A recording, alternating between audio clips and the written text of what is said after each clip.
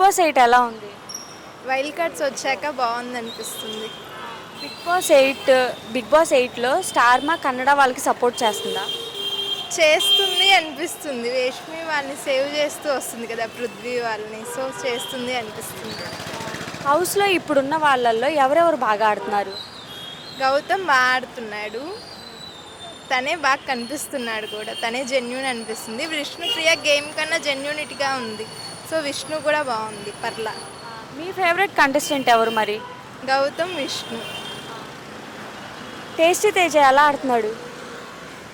Games బాగానే ఆడుతున్నాడు కానీ తనకి అంత పాపులారిటీ రావట్లేదు. నాగార్జున కూడా ఏమంతగా చెప్పట్లేదు అనిపిస్తుంది. మరి కన్నడ బ్యాచ్ ఎలా ఆడుతుంది?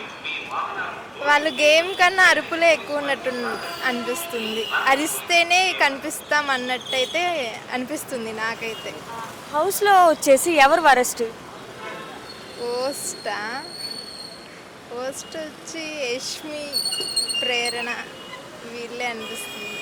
మరి టాప్ 5లో ఎవరెవరు ఉండాలనుకుంటున్నారు?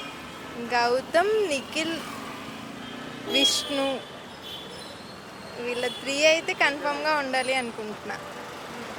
విష్ణుప్రియ, యష్మి, ప్రేరణ, రోహిణి వీళ్ళల్లో ఎవరు బాగా ఆడతారు?